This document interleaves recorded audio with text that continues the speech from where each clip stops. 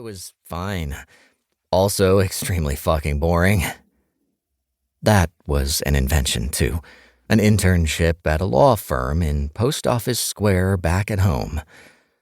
It was a stupid lie, the kind of thing that was easily fact-checked, but back at the beginning of the summer, Jasper kept making noise about coming to visit me in Boston, and it helped to have an excuse about why I was too busy. We pulled off the main road and cruised for another 10 minutes down a winding dirt lane, the occasional flare of sunlight sneaking through the dense, leafy canopy overhead. Every once in a while we passed what I assumed were private driveways, but for the most part the effect was more remote wilderness than island paradise. I was just starting to wonder if maybe I'd misunderstood what he'd said about his parents' place being at the beach, when all at once the landscape opened up and there it was, standing tall and grand and enormous against the shocking blue sky.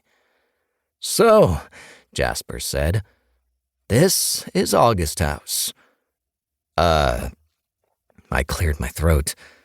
"Sweet." Over the last few years, I'd gotten pretty good at not acting impressed by other people's giant houses, but I had to work to keep a straight face as he pulled into the circular drive, crushed seashells crunching under the wheels of the convertible. August House was a massive old white-shingled situation with a wide wraparound porch and a second-floor balcony and an actual honest-to-God turret, plus a widow's walk up on the roof. Hydrangeas lined the walkway in an explosion of pink and blue and purple. An American flag flapped cheerily in the breeze. I tried not to gape as I climbed out of the passenger's seat, Jasper killing the engine and tucking the keys up under the visor. "Leave that," he said when I reached for my duffel. "Dean will bring it up." I had no idea who Dean was, but I slung the bag over my shoulder anyway and followed Jasper through a white wooden gate and past a meticulously tended vegetable garden off to the side of the house. Out in the backyard was a giant bean-shaped pool flanked by a neat row of wooden lounge chairs and a covered patio housing a table with seating for 12 at least. A gap in the tall green hedges led to a staircase directly down to the beach.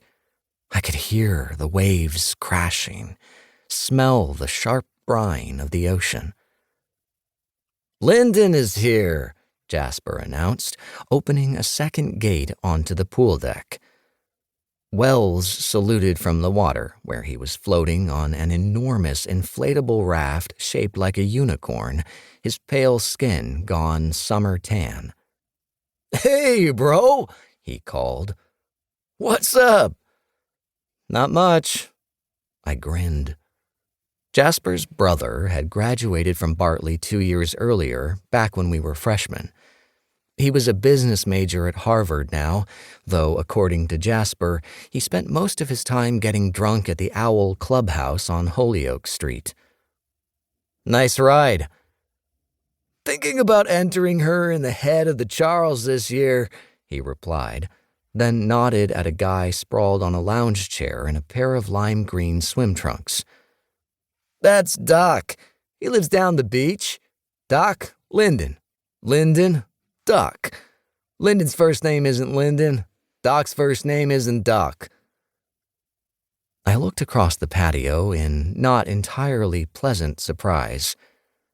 "We, actually know each other," I confessed. "I mean, not formally."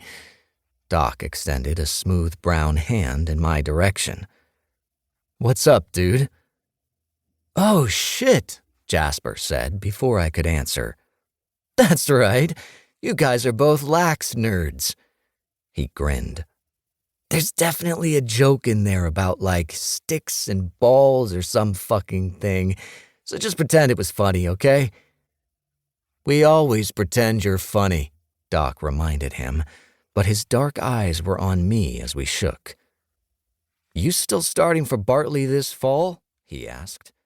"I heard you busted."